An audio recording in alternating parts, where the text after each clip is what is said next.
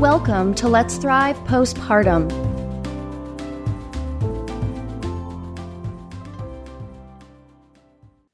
Hi, Mom. Welcome back to Let's Thrive Postpartum. I'm Kelly. And I'm Ashley. We are so happy that you're here. Ashley, how's your day going today? You know, Kelly, it's been a little interesting. My kids, they had a tougher than normal drop off at school and both cried. All the kids actually at school everywhere were crying, and it was a little stressful.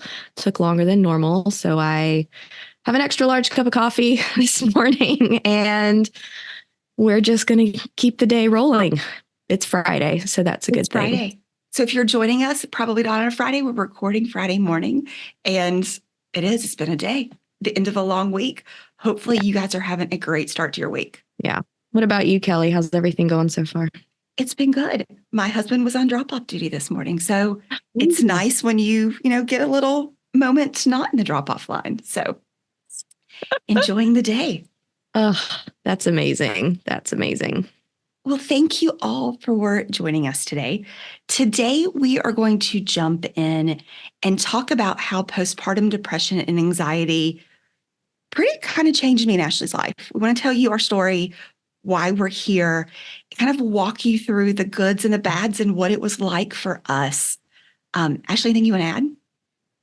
No, I think that really covers it. Kelly here is going to share her story and her experience and how it's changed things for her. And that's really what part of this podcast is all about, is giving real talk and a dose of reality and honesty to everybody listening out there, to what postpartum and depression actually looks like and what it feels like and how you can move through it. So Kelly, thank you so much for being willing to open up and share. I think it's going to be really powerful and helpful for everybody out there. Thank you. And I think that is me and Ashley's goal. We want to normalize. This is the number one birth complication from pregnancy. It's very normal. 1 in 5 moms will get postpartum depression and anxiety. And we don't talk a lot about what it actually means and feels like. And so just normalizing that. And that's one of the things we want to start doing today. So my story, my daughter is a little over 2. So thinking back to 2022, we were right in that beginning of the second year of COVID. Shots were kind of just becoming a thing, but we were overly cautious while I was pregnant and while our daughter was a newborn, just to be on the safe side. So that kind of brought on some social isolation. So just thinking through that as we're going through this story. But I had a child late in life. So I didn't meet my husband till my very late 30s. He was in his 40s. And when we decided to get married and have a kid, I was pushing 40. And so it didn't happen right away. So we went, down the fertility route. We ended up doing IVF. That was their recommendation for us. And luckily we had a wonderful doctor. But if you've ever done IVF or fertility drugs, you become a crazy person. The amount of hormones that we shot through me, I was not a sane person for about 6 to 8 months, which was fun, but we got extremely lucky in the fact that we did get an embryo, it did work, and we did have a daughter in the first try, which is so rare. We were very, very lucky that way. And so getting pregnant was great. We were still doing hormone shots to keep me pregnant. And, people love pregnancy and that glow. I never really got that. I got sick the entire time I was pregnant, and it wasn't bad enough to actually have the diagnosis and you're put in the hospital. It was just constant, the everyday sickness for 9 months. But again, still so happy just to be pregnant. I mean, that was our goal. We didn't know that actually was going to happen. So it was really not a real eventful pregnancy. It was just, I was sick and it wasn't fun at all. And then childbirth wasn't bad. It was one of those, I was induced because I was 41 at this point. And so, they had planned an induction to make sure that everything was okay because I was a geriatric pregnancy, which is the absolute worst term to call it. It is. And she ended up getting stuck. We didn't come out. So we did the C-section. It was fine. She had some birth complications, nothing serious. But at the moment, she had jaundice. So she was under a heat lamp for 23 hours a day. So there wasn't any of that cuddling. You couldn't hold your baby for 3 or 4 days. The experience, you kind of miss some of it. I think that started the anxiety off from the front. Is she going to be okay? And again, it wasn't anything bad. It was just enough to kind of bring that mom anxiety into the picture. And I did pretty good for the first 6 weeks. Right. I mean, what do you do for the first 6 weeks? You were straight surviving. We were living off of no sleep. I had a C-section, so I couldn't really move a lot. There wasn't a whole lot of walking your baby down the street. But we were surviving. And despite the sleep deprivation, at the end of the day, like in my core, I still felt like who I was, right? I was still me. I was still happy. Went through the baby blues like everybody does, the ups and downs. But about week 6 came and it hit me like a truck out of the blue. I have never been so depressed in my life. It was this feeling that I was suddenly in a very dark hole, that I was all alone. I was no longer me. This was never going to end. I was never going to feel better, and that this was now my life. And it was just this extremely dark, lonely place. And again, I wasn't by myself. I had a husband. I had great friends that I could have asked for help. But when you're in that moment, it was just extremely isolating mentally. And it affected everything I did. I mean, I don't have any pictures of my child with me. I have one for her first 9 months because you felt so bad I didn't want to be in pictures. So it's just one of those weird, the lows were so low. Yeah. So then my anxiety went through the roof, kind of about the same time. I may have been an anxious person growing up, but suddenly I worried about everything. And I don't know that I didn't know that was normal. So our daughter had, after she was born, she had food allergies and she had GERD. So she could never lay flat. So she couldn't do tummy time. You couldn't lay her down flat to sleep. She had to sleep upright. All these things because in other words, she was in pain. So I started having all these worries about what if she can never eat real food? What if she's always going to be in pain? What if she can never lay flat in a bed again?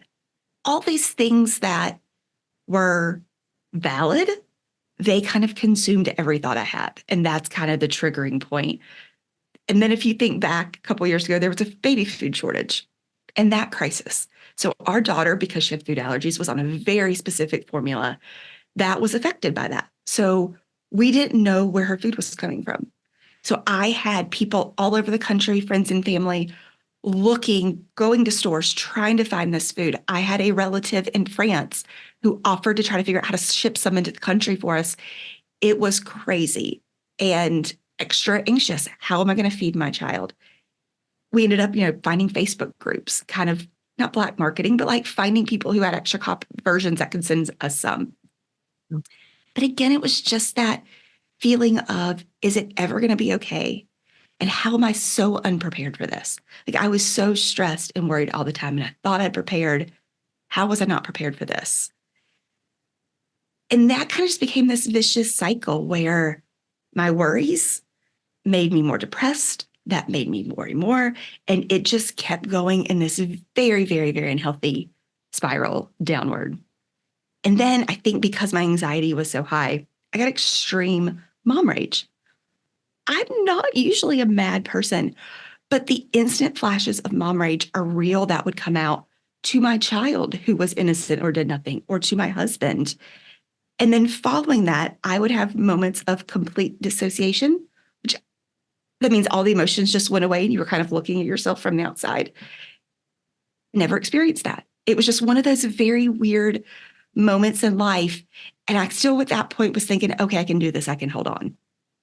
Maybe this is just normal. I've never had a kid. Maybe this is what motherhood is like. And I got intrusive thoughts. I didn't know what intrusive thought was. So that's what my therapist told me.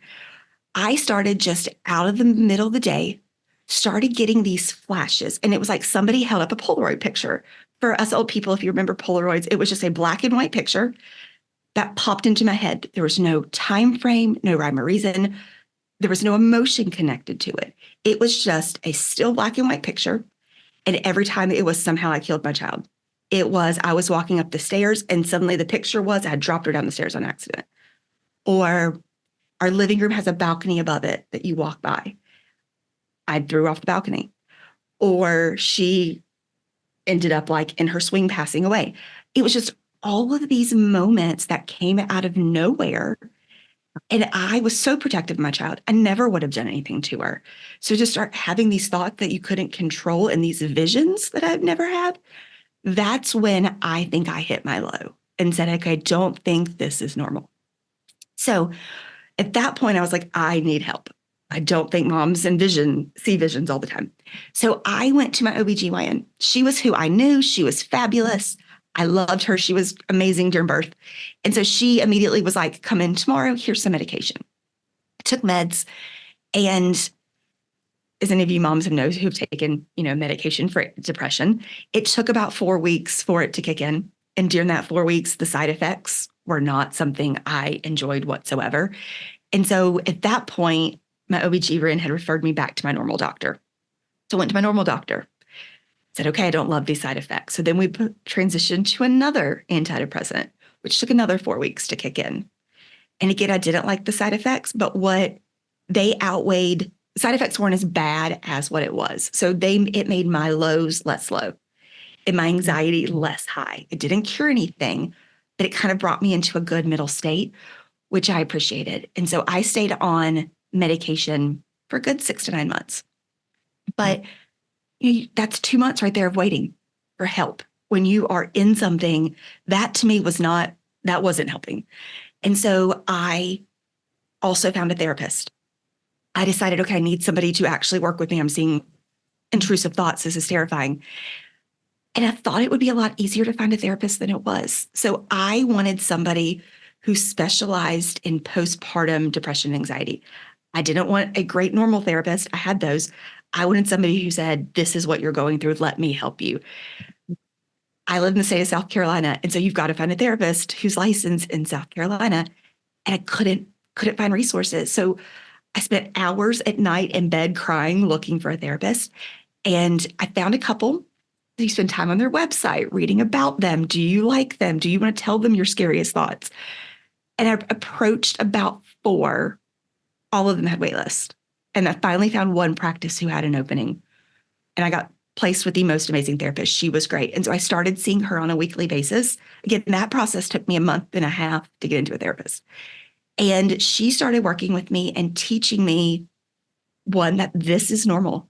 That was the first thing, that the intrusive thoughts, the anxiety, the depression, the feeling all this way is very, very normal and common. And we just don't talk about it. And so we started going through self-care and meditation and foods that I could eat to help myself as we were going through cognitive therapy on a weekly basis. And I met with her weekly for a good 6 or 8 months. And she started teaching me how to help myself. And between the two of those, that's when I started kind of moving out of my lowest low. And what I learned is, and Ashley, you may have had the same thing, but recovery is not linear to me. It wasn't like suddenly one day I woke up and say, hey, great, that's amazing. I feel good. That's over with. There's good days. And then for no reason, you are 4 steps backwards and there's bad days. And so going through all this, I wanted to know what was happening, right? I was in my 40s. I planned for this child. I really wanted this kid. Why was this so terrible for me? And I learned that, 1 in 5 moms get it, like I said, but also 25% get this and it will last over a year. And I was one of those people. It took me close to 18 months to feel like me again. And I wouldn't say it's 100% gone because I don't feel like that's really a thing at the moment. But I will say it's 95% gone. And 95% gone is way better than it's ever been. So that is my really weird postpartum depression story in a nutshell. It wasn't great. It wasn't fun. I'm still very thankful for my daughter and getting to do all of this. And that's not the purpose of any of this, but it's the fact that you can be very happy about being a mom and also struggling very much as being a mom. Yeah, I know. I always like to highlight, like, it's okay that 2 things are true. Like, something can be something you've always wanted, and it can be so hard and so frustrating and so like completely bewildering in terms of like what on earth has just happened. Absolutely. And I probably could have done things completely different had I have known what I was getting into in the forefront. I have amazing friends. My mom is wonderful. I have a great family. I could have said, I need help. Here's what I need. I didn't know how to do that. So like Yeah. basic things that could have set me up to make it not so low are just things I'd love other people to know, because if it's going to hit and it's arbitrary, there's no real rhyme or reason to who gets it. How do Yeah. you make it where it's not so bad? How do you help yourself in this situation? And that's why we're here today. And what I wanted to do with Thrive Postpartum in a podcast is to equip moms with things that they can do or know. So if and when it does hit, there's ways for you to say, this is normal. It's okay that I feel this way, because it is. Yeah, exactly. Kelly, when you think back, when you kind of had, it sounds like what was a very unexpected C-section, right? And what did that do? Like, were you, or I don't know, even your husband, like, were you scared? Like, did you talk about that after the fact, like after it happened, to be like, this was not what we... That's a great question. And it actually ended up, I think it was a blessing in every possible way. So I'd been in labor for 26 hours at that point, and we'd been pushing. I think you're allowed to push for 4 or 6 hours, and I hit the limit, and she was just not coming out. And so we were giving options, and kind of when we went through our birthing plan at the hospital, they had said, we can use a vacuum, we can do all these things to get her out. And one of my great friends had a child 9 months before, and she was in a similar situation, and he got stuck when they were trying to get him out, and they had to break his arm to get him out and to do all these things. And so I was overly cautious, and I didn't want to do that. Yeah. And so our OB talked to us about pros and cons, because it wasn't an absolute emergency like she needs out now. It was she's not coming out. We've got to do something. So we had a moment to talk, and I just decided I felt safer with the C-section, which was great because she had the cord around her neck. She wasn't coming out. So it was one of those, it was good in the moment, but we also had a moment to process it. So I got to make that decision. And I think that made my birth feeling better to me, because I got to make that decision on myself, for myself. It still felt like you were in a little bit of control over the situation. We had 2 options. Which did I feel safer? And I could have gone either way, but I felt she might be safer in this situation. Yeah. Okay. Yeah. Oh, that's so good to hear. I know it can be, I think when some moms, if you're having an emergency C-section or these other complications that then we would call birth trauma, those can be big risk factors for postpartum depression, postpartum anxiety. They can. And I think my OB, and I can't say enough, I don't want to say her by name, but she was just wonderful and joking, and just, she helped keep that birth trauma from happening to me. I feel like just kind of making sure that informed I wanted to make decisions and know. And so she's a wonderful, wonderful person. Yeah. Yeah. Yeah. In thinking about like expectations versus reality, on the birthing side of things, did you feel like you were fully prepared and had a full understanding of what that process looked like? And you know what? Because I think everything else hit with the depression and anxiety, I don't think I've really gone back and thought about what it was like to actually have a child. We did the birthing classes. We went to the hospital. They only let a couple couples in at a time because it was COVID. So we went through all that. But again, I mentioned earlier, we're old parents. And so all of our friends have already had kids years and years ago. And so it wasn't so top of mind. So we wanted to remember how to do all this. And I spent time on Pinterest trying to find what do I pack for the hospital. We brought in bags and bags and bags of stuff. I mean, I can't tell you the ridiculous amount of things I brought to the hospital. I never left a hospital gown. I mean, I had clothes, I had all.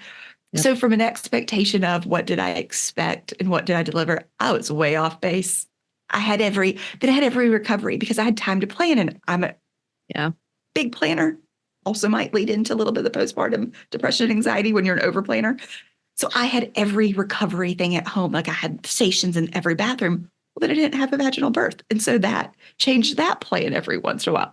I mean, but at that point it was more of a funny, let's roll with the punches type of mentality. She's okay. I'm okay. That was our baseline.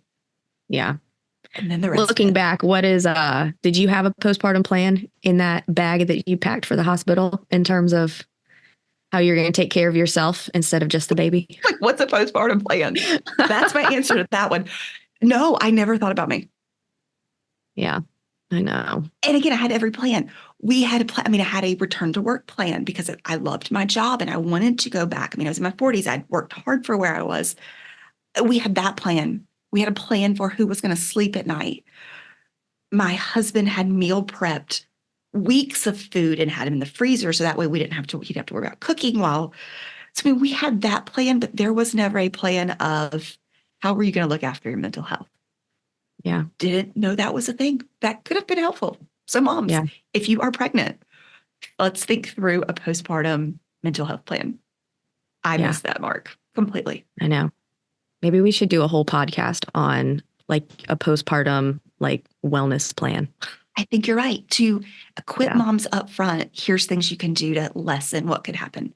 Yeah. And plan for it. There's so many questions that I wish I had known to just ask myself, ask my husband, ask my doctor, like, what if, just to have some information in my back pocket in case I needed it, and most moms, we don't. No. And I will say, my husband and I did talk while I was pregnant. We both were like, so what happens if you do get postpartum depression? And I said, please, if I don't realize I have it, tell me, let's go to the doctor. And that was the conversation. So at least we even knew it was a thing. It was out there, but that's all we knew. We didn't know how to help prevent it. We didn't know how to treat it. We didn't know the impact sleep deprivation has on it. All the things that we just could have put in place to kind of help mitigate, even though you can't stop it. What could have made it better? We just knew it was a thing. You go to the doctor. Yeah. And that was our entire plan. Can you tell me a little bit about what, I guess, timeline when you said like you kind of realized at the 6-week mark, first 6 weeks, survival mode, just getting through things. And then at the 6-week mark is when you kind of realized, oh my gosh, like I'm feeling depressed. I'm really not feeling like myself.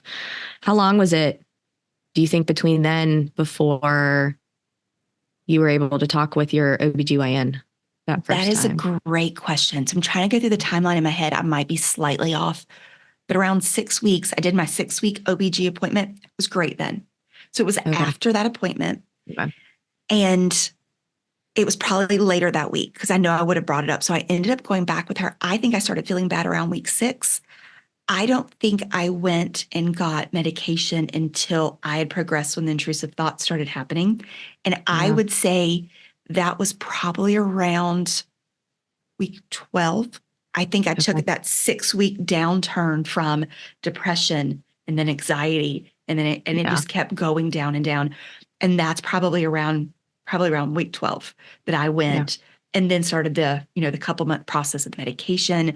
But I did try the same week to get in with a therapist, and that took about a month. Yeah. And then it just kept going till about 18 months. Yeah. Can you describe what one of those really hard days looked like? Yeah. So, depression and anxiety are very different. And so I don't think I realized I had anxiety. I realized I had depression. Maybe I won't tell that story. I think I get teary-eyed every once in a while. So I started having panic attacks, and that wasn't something I'd ever had. And we were in a restaurant, had a panic attack, had to leave. To this day, will not take my child into a restaurant because it triggers me. And that's just one of those things I'm not ready to do yet. Yeah. That's okay. Yeah. That's okay. Oh my goodness. The fun joys of motherhood, right? I mean, it's the fun joys of motherhood. And you have a funny saying. Warned. You have a funny saying we've both said that we asked our husbands in the middle, which has to do with how the earth is so populated with so many people. Oh, yes, you're right. Thank you for bringing that. I didn't realize what I was going through was not everybody's experience because I didn't understand how, if this was what having a child did to you, how were there people? I feel like population would have stopped 400 years ago and moms just would have been like, sorry, I'm done. Like, I didn't understand that and everybody doesn't have this, right? So I guess normalizing that this is okay. And it is still 20% of our experiences. Yeah. Is key. I know. I had the same thing. I remember thinking, I guess everyone kind of feels this way, maybe. And then I was like, wait a minute, that's just not possible because no one would be having children if everybody felt the way that I do. Or I was like, oh my gosh, is there something really wrong with me? And everybody's having kids, even though this is how everybody feels. And that was kind of the conversation for me. That was it was like a light bulb. Hello, Ashley. There might be a little something else going on. If this is the thought process that you're on. And I remember my husband too was also like, oh, I'm not sure if this is completely normal and we might need some extra help. And you had 2 children. So you went through the first one and decided, let's do this again. Anything you did different for the second one? Because we were a one and done mostly because we're old and we did the IVF situation. Yeah, I did a lot more planning with the second one. I had a postpartum mental health plan. And it was a much different experience. Wasn't perfect. Still had lots of anxiety. But it made a huge difference knowing the questions to ask myself is what it is. Mm-hmm. Being honest with myself and knowing how to say okay, I need help. I need this right now. I think I'm going to need this tomorrow. And just being able to ask the questions and make those requests of my support network, which ironically just seems to take a lot of bravery that I didn't know that it was so hard to say what you need. Yes. And let's get into that in a future one, because having the ability to vocalize what you need when you need it is something I've learned through this experience that I'm terrible at. Didn't realize it. Pray everybody else around me has realized it. Yeah. But having that bravery and learning to do that when you are suffering with postpartum anxiety or depression is very tricky, and also extremely needed for you to get the support you need. Yeah. So Kelly, you've got a 2-year-old, still very young child. Where, through this experience, 95% of now feeling 95%. 95%. I'm good with that. That's good. No, that's amazing. Where's it kind of led you? How has it changed, I guess, how you look at things in your life, like relationships or the world, your job? I don't know. I think it changed for me. I think it changed everything. And it could be I had a child later in life, so I already thought I knew who I was, what I wanted to do with my life, all of that. And then going through this, also at the same time becoming a mom and kind of having an identity shift, I decided that I didn't want to do what I was doing before. So I spent the last 20 years in technology. I was a marketing executive for a tech firm. When I went on maternity leave, I went back to work after having our child, and I was going through all this at postpartum depression. And I think looking back, I loved what I did. I loved my job. I had amazing people. I loved kind of the career I got to build. And then one day I just decided I wanted to do something different, that there are moms going through this. And I feel like from my experience, it wasn't easy to find help. It wasn't easy when I needed it. It took months to kick in or to find. There was also so much I learned that I could have done to help myself during all that time, that I want to help other moms going through this experience. I want to make one that it's a thing that we can talk about this and you can say, I'm not okay today. I'm not doing great as a mom. I need help. And nobody judges you. That it's just a thing that we don't just check on the baby, but we actually check on the mom. And I would have showed up differently for all of my friends who had kids over the years. I just didn't know.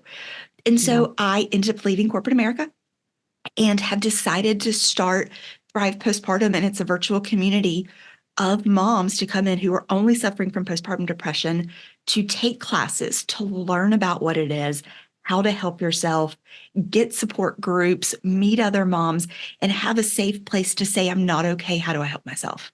And then kind of, learn how to ask for medication. We don't do that, but how do you talk to your doctor? And just to have that supportive community. And so that's kind of my new venture. And I'd love to, if you need help, come check us out, but really just want to help other moms who don't know what's happening have an easier way to get help. Yeah. Yeah. And you said something a minute ago, I was thinking a lot of times I feel like people in our even well-meaning friends and stuff, if you're a mom that's going to be returning to work, sometimes people look at that as kind of the cure-all for any hardship maybe that you've been going through. Oh, you're going to go back to work soon. Everything will be fine. And that's not always the case. What did that look like for you how old was your daughter when you went back to work? So I went back to work, I think it was 12 weeks. So I took longer, which was nice. It was really good. I needed that. I still physically couldn't do much at that point. I was still in the recovery process. 12 weeks also was right when I was at my lowest of low of postpartum depression. I'm trying to get drugs. And again, I built a career. I loved what I did. I didn't want to go to work and say, hey, I'm struggling. I'm coming back. That was not what I didn't want to do that. Going back to work did help me. It helped me feel like I had that sense of identity that I had suddenly lost. I was having adult conversations again. I actually was thinking and talking about people, and I was very lucky that I've worked remote for a decade. So my company's in Washington, I was in South Carolina. And so I didn't have to actually try to drive and to do all the things. I could just sign on in bed with a shirt and some yoga pants. And it did help me maintain my sanity. I mean, work was a blessing in that way. And then also, as I started getting better, realizing that I could use all the experience I had from tech for the last 20 years to create something that could help other people. And that's why I decided to finally make that shift. Let me use what I've learned and done for the past decades, and try to help some other moms. But it did, for that moment, it really gave me a little bit of my identity back, because I lost that. Yeah. In the depression, in the motherhood, all those changes. I just wasn't me anymore. Yeah. How do you have any thoughts or advice for moms that maybe, I wonder the difference between working remote or having to go back into an office environment and be around people if you're feeling like you're at your lowest low? What are your Looking thoughts? back, for me, being around people was extremely helpful. Yeah. It was also extremely challenging to do. It was like if somebody said, hey, go run a marathon. That's what I felt like when I'd be around people.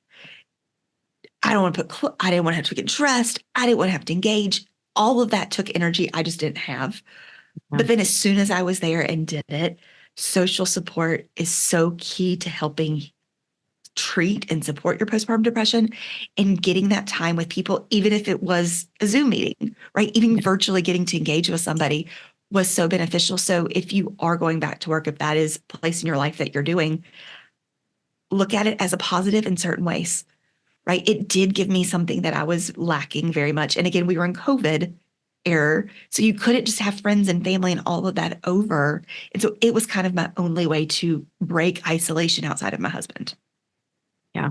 Yeah.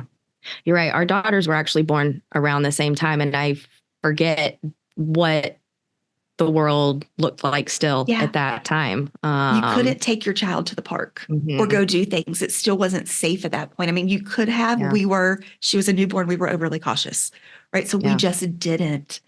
And so getting to go back to work helped me socially, mentally. It helped me in a lot of ways. Yeah. Man, it was hard. It was just the mental challenge of getting yourself up and being a person was exhausting, but worth it. So if you're in that situation, look for the positives. Yeah.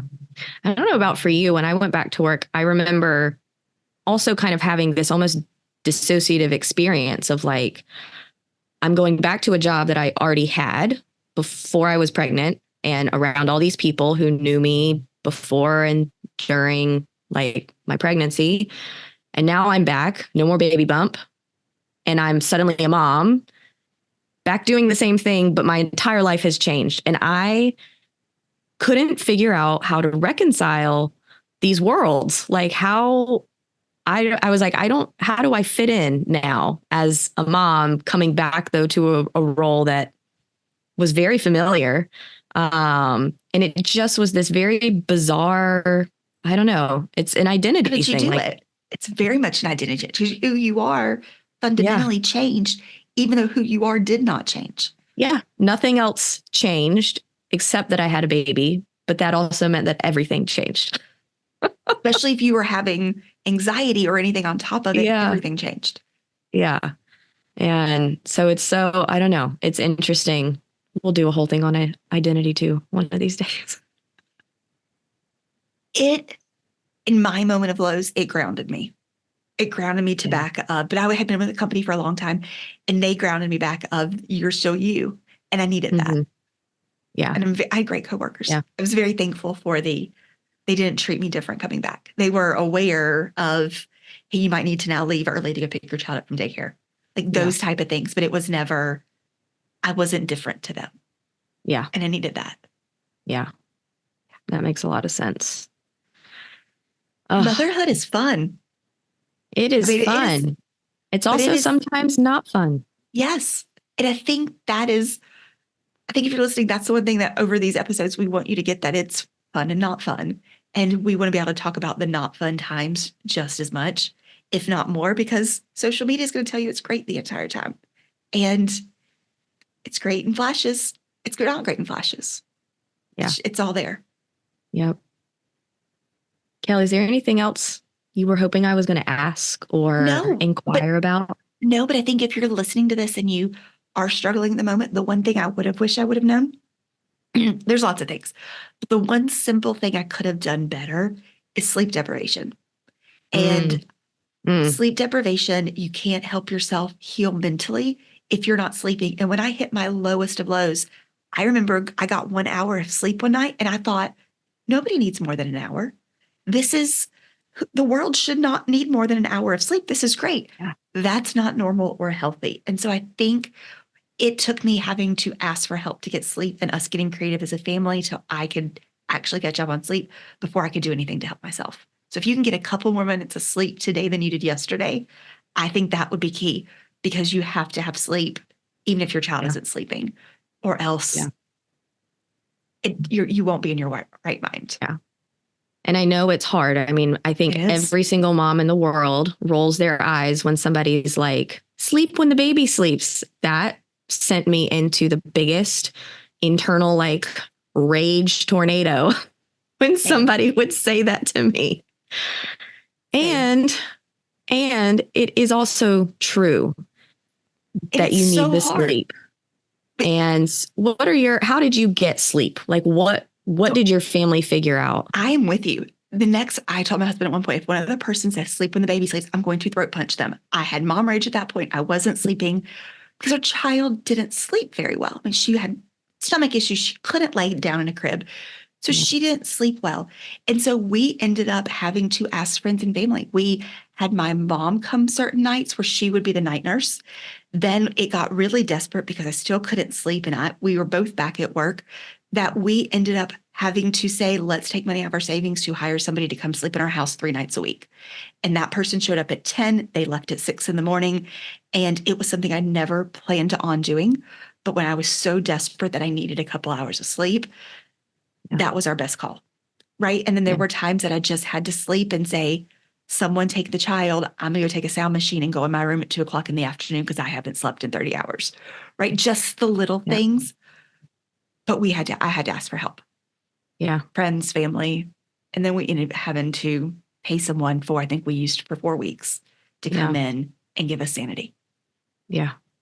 No, it's so important. It's just knowing when to ask for help, having a list ready to go of people that you can call and ask, because with all of this, with postpartum depression and anxiety, there's just a spectrum of what's normal, what's not normal. But if things are affecting how you're functioning, and sleep is a major life function. Yes. You've got to probably one of the most important life functions that we have. That is a sign, hey, let's reach out and figure out how to get support so that mom can get more sleep, because you literally can't live without it. Absolutely. You can't. You can't. And I learned that the hard way. So that's my one advice. Get a little bit more sleep, ask for help. And you're going to make it through this. You make it through. It changes you for the good. I feel like coming out, I'm a much stronger person than I ever was. I might be just as strong, but I realize I'm stronger than I ever was coming through it. So you can do this. Yeah. And we hope that you will join us again next week. We're going to go through some additional stories and tips, how you can help support yourself, your family members, if they're going through this. Thank you. Yeah. And thank you, Kelly. I know it was really, really great. Thank you for sharing. I know it's hard. You're welcome. Well, we see you guys next week. Thanks. Bye. Bye, guys. If you enjoyed this episode and found it helpful, please be sure to hit subscribe, leave us your feedback, and give us a 5-star review. For even more support, visit us at wethrivepostpartum.com/podcast to sign up for our newsletter and learn more about our community. Remember, you are not alone. With support, you can feel better. Together, let's thrive postpartum.